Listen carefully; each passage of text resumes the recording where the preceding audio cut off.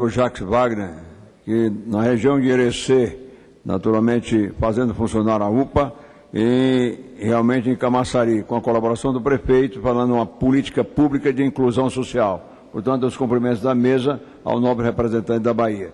E concedo a palavra ao nobre deputado Marcos Rogério, inscrito formalmente aqui nesse espaço regimental. Senhor presidente, nobre deputado Mauro Benevides, decano dessa casa, senhoras e senhores deputados, aos que nos acompanham nessa sessão plenária, nossa saudação especial. Senhor presidente, senhoras e senhores, passados 72 anos de vigência, finalmente o Parlamento brasileiro volta a se debruçar sobre a formulação do novo Código Penal brasileiro. Está em tramitação no Senado Federal o projeto de lei número 236 de 2012, que apresenta o texto elaborado por uma comissão de juristas especialmente constituída, a convite do presidente daquela casa, senador José Sarney, com o propósito de reformar, reorganizar e modernizar a legislação penal.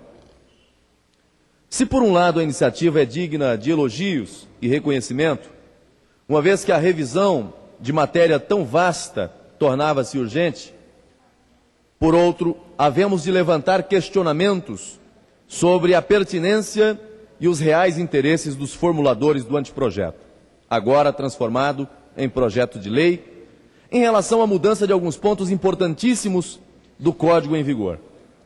Senhoras e senhores deputados, chamo a atenção particularmente para o que está proposto no artigo 128 do referido projeto de lei, ora em análise por uma comissão especial do Senado.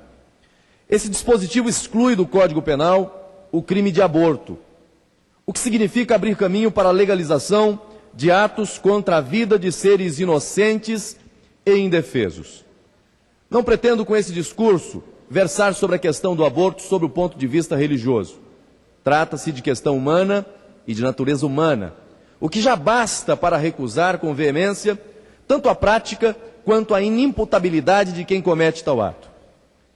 Pela proposição em análise no Senado, não seria considerado crime o aborto praticado nos casos de risco à vida ou à saúde da gestante, estupro, quando o feto for anencéfalo ou padecer de anomalias que impeçam a vida fora do útero, ou ainda até a 12ª semana de gravidez por vontade da gestante, que não tenha condições psicológicas de arcar com a maternidade, mediante atestado de um médico ou psicólogo. Na prática, senhor presidente, isso significa liberar a precipitação de vidas. É tolher de novos seres o direito de existir. Sou da opinião de que devemos reconhecer a dignidade do nascituro, para que não cometamos o erro imperdoável de ignorar sua realidade vivencial. Se permitirmos o aborto por falta de condições psicológicas da gestante, estaremos chancelando a retirada da vida de alguém por incapacidade de outra, situação absurda. Estaremos banalizando a gravidez e, em consequência, maltratando pessoas. O argumento dos defensores do aborto, de que a questão é problema de saúde pública, uma vez que inúmeras mulheres se submetem a perigosos procedimentos em clínicas clandestinas e terminam por recorrer à rede pública de saúde por complicações pós-operatórias ou inépcia de médicos inescrupulosos, serve apenas para mascarar os verdadeiros problemas que estão relacionados ao tema. Os impasses reais advêm da falta de medidas positivas de valorização humana, social e ética.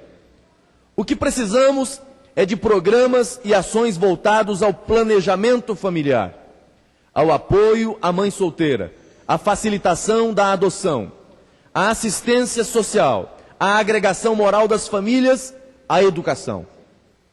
Esse é o grande desafio do Brasil. Outro argumento usado pelos defensores do aborto é o da preservação dos direitos da mulher em relação ao próprio corpo. Ora, sob esse ponto de vista, a gravidez parece percebida como doença. Sendo assim, a mulher deixa de ser levada a sério exatamente naquilo que se configura o maior de seus privilégios, o poder de gerar uma nova vida. Sem falar em outro postulado constitucional da indisponibilidade do direito à vida. Ninguém tem direito à sua própria vida. Senhor presidente, espero que o Senado tenha desde já sensibilidade e discernimento para corrigir o grave defeito do projeto de reforma do Código Penal no que concerne. Peço Sua Vossa Excelência que acrescente meu tempo de liderança, senhor presidente. Estou inscrito como líder também para falar. Espero que o Senado tenha desde já sensibilidade e discernimento para corrigir o grave defeito do projeto de reforma do Código Penal. A matéria ainda será debatida e votada no âmbito da comissão especial e do plenário e há, portanto, condições de chegar a esta casa com um texto mais apropriado à realidade e às aspirações do povo brasileiro. Firme no compromisso que assumi ao tomar posse do mandato que os rondonienses me confiaram, continuarei o meu trabalho amparado nos valores democráticos, respeitando e defendendo a família como base fundamental da sociedade.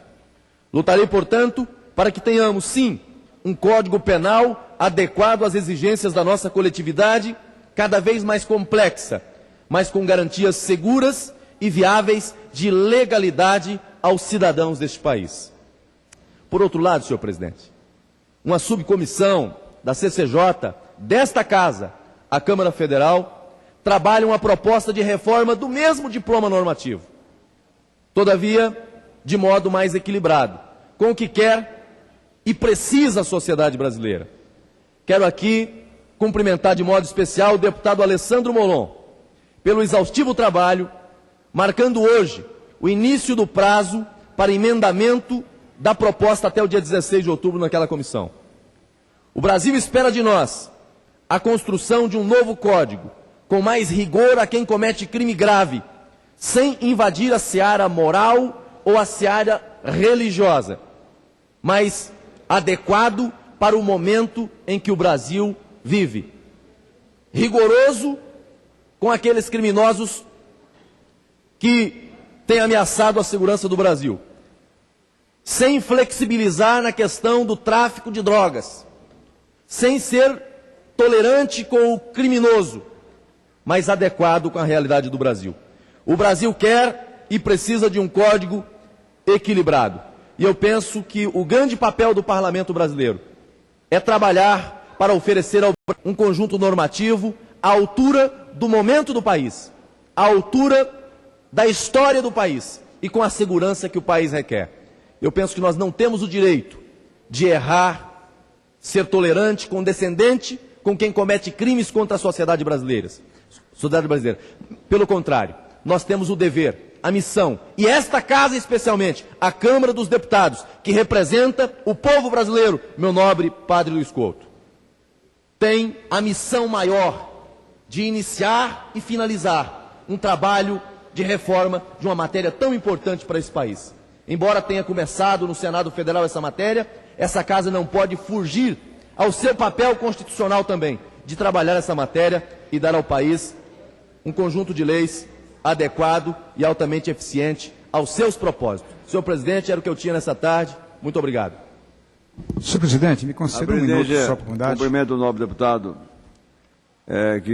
Marco Rogério, que aborda a questão da reforma do Código Penal, matéria importante para essa casa e, sobretudo, o enfoque que Vossa Excelência emprestou ao seu brilhante discurso sobre a questão do aborto, sobre a qual há necessidade de uma atenção especial, a fim de que o novo Código se ajuste à realidade da conjuntura vivenciada pelo país. Cumprimento a Vossa Excelência pelo pronunciamento.